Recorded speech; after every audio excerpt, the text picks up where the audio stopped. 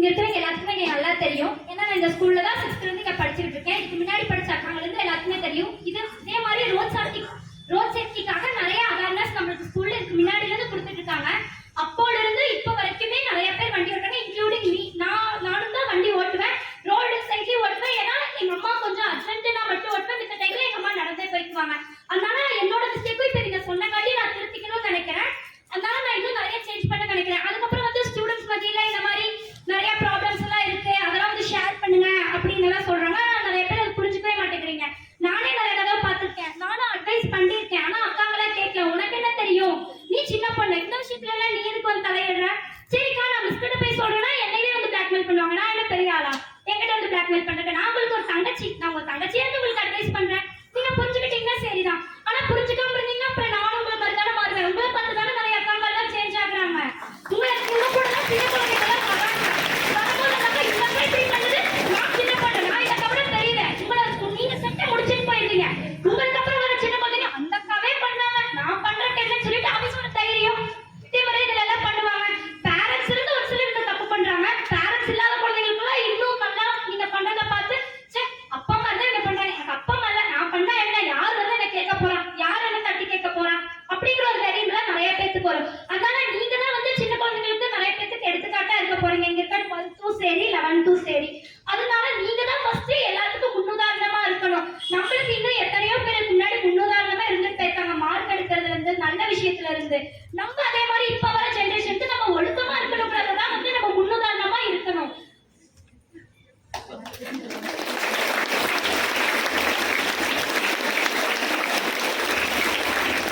நான் என்ன முடிக்கல, இன்னும் சொல்றேன். இப்ப நீங்க நிறைய அவேர்னஸ் கொடுத்தாங்கல்ல, என்னோட நம்பருக்குலாம் கால் பண்ணுங்க. இந்த மாதிரி இதுக்கு முன்னாடியே 10th நான் படிக்கும் போது 6th இருந்து நிறைய அவேர்னஸ் தராங்க. எனக்கு தெரிஞ்சு நானே 3 தடவை கால் பண்ணி இந்த மாதிரி அக்காங்களாம் பண்றாங்க, வந்து ஹெல்ப் பண்ணுங்க, அந்த அக்காங்களாம் பாவம்னு சொல்லி நிறைய பேருக்கெல்லாம் எடுத்து கொடுத்துருக்கேன்.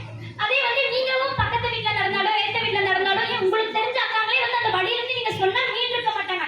வேண்டாம் அக்கா விடுங்கன்னு சொன்னா கேட்க மாட்டாங்க. நீங்க அப்படியே சைலண்டா போன் எடுத்து இந்த அக்கா கொஞ்சம் கேட்க மாட்டேங்கிறாங்க, நீங்க இந்த நம்பர் சொல்லி இந்த அக்காவுக்கு அட்வைஸ் பண்ணீங்கன்னா நீங்க தெரிஞ்சுக்கிறாங்க. இல்லைன்னா இந்த ஸ்கூல்ல போய் அட்வைஸ் பண்ணுங்க, இவங்களுக்கு இந்த மாதிரி பண்ணுங்க சொல்லி நீங்க சொன்னீங்கன்னா அவங்களும் வந்து கேட்டுக்குவாங்கல்ல. ஏன் உங்களுக்கு இந்த விஷயம்லாம் தெரியுதுல தப்புன்னு ஃபர்ஸ்ட்ல இருந்தே தெரியுமில்ல நிறைய பேருக்கு இது தப்புன்னு தெரிஞ்சு அப்புறம் ஏன் பண்றீங்கன்னு எனக்கு இன்னும் தெரியல.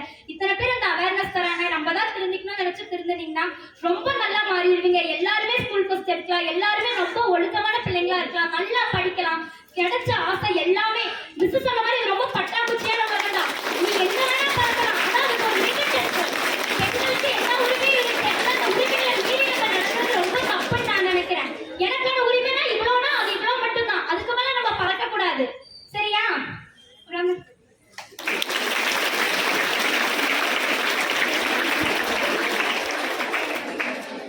நான் ஃபர்ஸ்ட் டைம் இந்த மாதிரி பேசுறேன். ஃபர்ஸ்ட் மேடமும் சாரும் வந்து ரோட் சேஃப்டி பத்தி சொன்னாங்க இல்லையா, உங்க அப்பா அம்மா கிட்ட நீங்க போய் சொல்லுங்க, இந்த மாதிரி ஹெல்மெட் போடணும், இவங்க இந்த மாதிரி சொல்லியிருக்காங்கன்னு சொல்லுங்க. அவங்க ஃபர்ஸ்ட் ஒரு வேலை கேட்காம இருக்கலாம். 50% பேரண்ட்ஸ் கேட்பாங்க, 50% கேட்காம இருக்கலாம். கேட்காம இருக்கிறாங்களா என்ன பண்ணுங்க, கொஞ்சம் கேட்காம இருந்தாங்க நீங்க அவங்க கிட்ட பேசாதீங்க. இல்ல வீட்டுல எதுக்கெல்லாம் சண்டை போடுறீங்க, எனக்கு லேப்டாப் வேணும், போன் வேணும், நான் இதுதான் பண்ணுவேன், டிவி பார்க்கணும், என்னென்னமோ சண்டை போடுறீங்களோ, ஒரு இதுக்காக உங்க பேரண்ட்ஸோட சேஃப்டிக்காக சண்டை போடலாமே, அது தப்பு இல்லையே. ஒரு நாள் பேசாம இருங்க. ஒரு நாள் ஒரு என்ன வாங்கி தரலைன்னா நம்ம சாப்பிட மாட்டோம், பிடிக்காத சாப்பாடு பண்ணா நம்ம சாப்பிட மாட்டோம்னு போய் படுத்துக்கிறீங்களா? ஒரு நாள் இந்த மாதிரி ஒரு ½ hour கழிச்சு சாப்பிட்டு பாருங்க. பொண்ணு இப்படி சொல்றான்னு சொல்லி ஒரு பேரண்ட்ஸ் கண்டிப்பா கேட்பாங்க. ஏன்னா நான் இது சொல்லியிருக்கேன், எங்க அப்பா கிட்ட வந்து நான்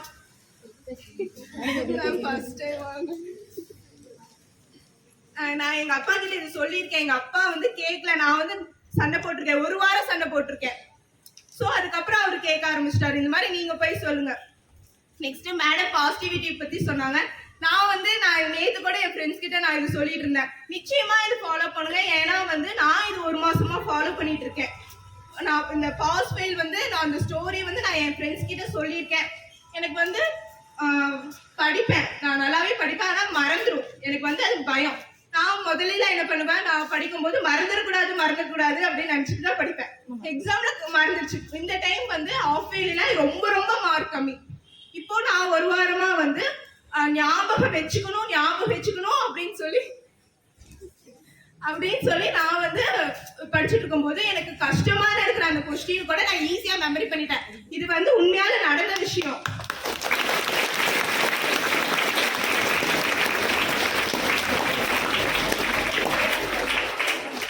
தேங்க்யூ. மேடம் இந்த ஃபர்ஸ்ட் பேசுன பொண்ணு பேர் என்னடா? சிவமாலா. சிவமாலாக்கு இன்னைக்கு இஜெக்ட் பிரிவு போட்டு அனுப்பிச்சுடுங்க மேடம். வெளியே பாதுகாப்பு படை போட்டு அனுப்பிச்சுடுங்க. இங்க யாரையோ பார்த்து பேசுனாங்க. நிறைய பேருக்குள்ள கப கப கப கபன்னு இருக்கும். ஐயோ நம்மளதான் சொல்றா அப்படின்னு இருக்கும். அப்படிலாம் உங்களுக்கு எரிஞ்சதுன்னா 100% நீங்க வந்து லைஃப்ல முன்னேறவே முடியாது. போனதே நீங்க நிறைய தப்பு பண்ணிருப்பீங்க. அதுக்குள்ள ஒரு ட்ரீட்மெண்ட் சொல்லட்டுமா? சாயந்தரம் போயிட்டு அம்மா இருப்பாங்க, ஒன்னா வருவாங்க, இல்ல வீட்டுல இருப்பாங்க, வேலைக்கு போயிட்டு வருவாங்க. வந்ததே கட்டி பிடிச்சி எனக்கு மாதிரி அம்மா உலகத்துல யாருமே இல்லைன்னு முத்த கொடுக்கல. எத்தனை பேர் கொடுக்க போறீங்க? அம்மாக்கு, அப்பாக்கு பயப்பட வேண்டாம். ஏன் இவருங்க நீங்க போய் கொடுத்தீங்கன்னா உங்க அம்மாக்கு மயக்கம் வந்துடும். எங்க ஓடி போயிடுவாளா என்னன்னு தெரியலையே. இத்தனை நாளா வந்து ஒண்ணுமே பண்ணல, நீங்க முத்தமெல்லாம் கொடுக்குறாளே ஆதார் கார்டு சர்டிபிகேட்ல எடுத்து ஓடி வச்சிருவோம். ஏன்னா உண்மையான அன்பை கூட நீங்க மிரட்டி வச்சிருக்கீங்க.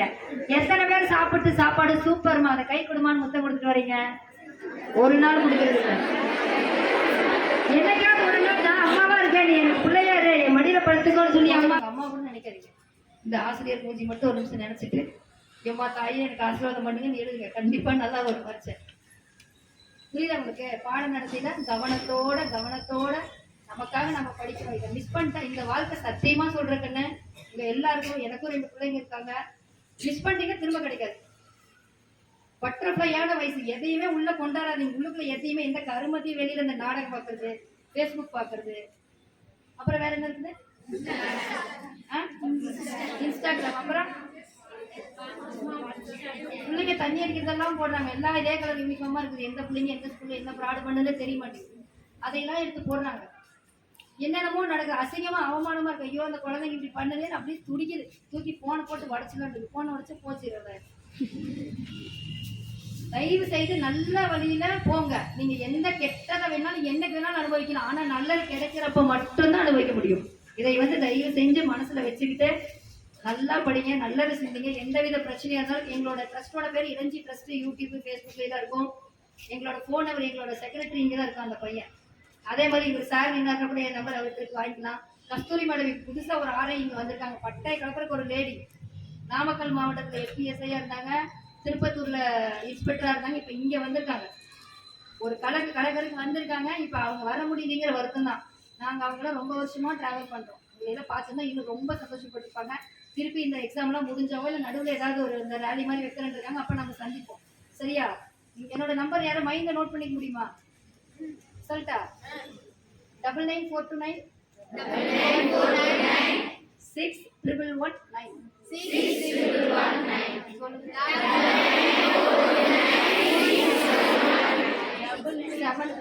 24/7 நான் போன் எடுப்பேன். டீச்சர்ஸ் யாருக்கா இருந்தாலுமே சரி, யாருக்கு எதுவா இருந்தாலும் சரி, உங்க குழந்தைங்களோட பிரச்சனையை வெளியே சொல்ல முடியல, இந்த மாதிரிலாம் நடக்குது அப்படின்னா கண்டிப்பா நீங்க இது பண்ணுவீங்க.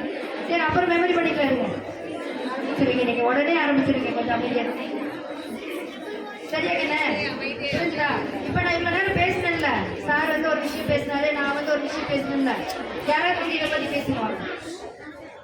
யாராவது ஒருத்தர் போருக்கு சென்று தோற்பது தோல்வி இல்லை, போருக்கு சென்றதே வெற்றிதான். முன்னாடி வர்றதுதான் வெற்றி.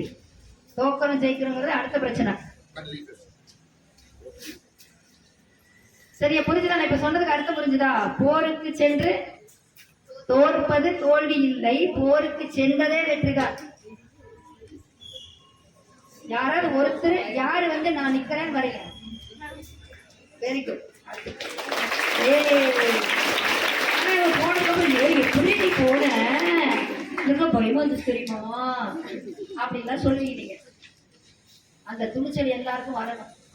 அப்பதான் வாழ்க்கையில தோக்காம ஓட முடியும். ஜெயிக்கிற வெற்றிங்கிறது ஒரு நாள் மட்டும்தான். இந்த ஸ்கூலுக்கு பேர் ஒரு நாள் மட்டும்தான் கிடைக்கும். அந்த ஒரு நாள் பேருக்கு ஓயாம ஓடுனாதான் கிடைக்கும். யாரோ ஒருத்தர் இந்த ஸ்கூலுக்கான பேர் ஏதோ ஒரு டீச்சர்னால இந்த பேர் கெட்டு போனா அந்த ஸ்கூலுக்கு பேர் கிடைக்காது. ஓடிக்கிட்டே இருக்கிறது தான் வெற்றி. ஒரு நாள் ஜெயிக்கிறது வெற்றி கிடையாது. அந்த மாதிரி எந்த இடமும் வந்து நிக்கிறது தான் வெற்றி. அதுல என்ன பண்றோம் ஏது பண்றோம் இல்ல ஒரு வழக்கம் சொல்லிட்டு வரேங்கன்னு சொல்லிட்டு போனா கூட ஓகே தான். ஆனா அத்தனை பேர் மட்டும் எந்திரிச்சு நிக்கிறதுக்கு ஒரு கெட்டு வேணும்ல, ஆமாவா இல்லையா? இனிமேல் கூப்பிட்டா எல்லாரும் இருந்துச்சு ஓடியாந்துடணும், சரியா? அப்புறம் அப்பாட்ட சொல்லுங்க, அம்மாட்ட சொல்லுங்க. அப்பா அம்மால இந்த காலத்துல எல்லாருமே வண்டி ஓட்டாங்க, கம்பல்சரி ஹெல்மெட் இருக்கணும். வண்டி ஓட்ட கூட ஹெல்மெட் போட்டுக்கணும், பின்னாடி உட்காந்து பொருள் ஹெல்மெட் போட்டுக்கணும். போலீஸ் கேஸ் போடுது அப்படிங்கிறதுக்காக இல்லை, நம்ம உயிர் சேதத்தை தடுக்கிறதுக்காக. செல்போன் நீங்க போனாலும் சரி, அப்பா போனாலும் சரி, யார் போனாலும் செல்போன் பேசக்கூடாது. என்னுடைய மனைவி செல்போன் பேசிட்டு போய் போன வருஷம் ஈரோடு டைப்ரைட்டிங் வந்துட்டு போறாங்க. வந்துட்டு போறப்போ பார்த்தீங்கன்னா செல்போன், சன்னு சென்னையில் படிச்சுட்டு இருக்கிறா. அப்போ திடீர்னு போனு எடுக்கிறாங்க, இன்னொரு வண்டி மேலே மோத விடுறாங்க. விட்டு இதில் 4 ஸ்கூர் அப்ளை பண்ணியிருக்கு. கேம் சிகிச்சையில் 4 ஸ்கூர் அப்ளை பண்ணியிருக்கு. அது வேண்டாம். இன்னைக்கு பார்த்தீங்கன்னா ஒவ்வொரு டைம் அவங்க 2 வீலர் போகிறப்ப தலை சுத்து, ஸ்கூர் அப்ளை பண்ணி தலை சுத்துது அப்படிங்கிறாங்க. செலவு பண்ணிட்டு கிளியர் பண்ண முடியல. அப்பா அம்மாட்ட தயவு செய்து சொல்லுங்க, யாரும் செல்போன் எடுக்க வேண்டாம். என்னோட குடும்பத்தை நான் அனுபவிச்சுட்டு இருக்கேன். உங்களுக்கு என்னாவது ஸ்கூல் ரீதியாவோ வீட்டுக்கு பக்கத்தில் என்னாவது ரீதியாவோ யாராவது தொந்தரவு கொடுத்தா நீங்க தனிப்பட்ட முறையில் நாங்கள் போலீஸுங்க இருப்பாங்க, நான் இருப்பேன், இன்னொரு மேடம் வந்திருக்காங்க, அவங்க கோயில் பந்த சொல்லியிருக்காங்க, அவங்களும் வரது எவ்வளவோ போராடி பார்த்தாலும் முடியல. நீங்க அவங்களுக்கு சொல்லலாம், இல்லைன்னா என்கிட்ட வந்து பர்சனலாக சொல்லலாம். என்னாலும் உங்களுக்கு தொந்தரவு இருந்தா இல்லை மேடம் எப்பாச்சு மேடம் என்ன சொல்லுங்க, அவங்க எங்கிட்ட இன்ஃபார்ம் பண்ணுவாங்க. படிக்கிறத மட்டும் பாருங்க, சாதிக்கிறத பாருங்க. இதுக்காக எனக்கு டைம் இல்லை. இன்னொரு நாளைக்கு நம்ம வந்து டைப் பண்ணி தான் முடிச்சுட்டு நம்ம இதே மேடத்திட்ட கேட்டு எனக்காக நீங்கள்லாம் விழிப்புணர்வுக்கு வந்து கொஞ்சம் தூரம் நடக்க வேண்டியது வரும். உங்களுக்கு மட்டும் சேஃப்டி இல்லாமல் நம்ம பப்ளிக்கும் கொஞ்சம் விழிப்புணர்வு கொடுக்கலாம். அடுத்தது பேசிக்கிறோம். எல்லாருக்கும் வணக்கம்.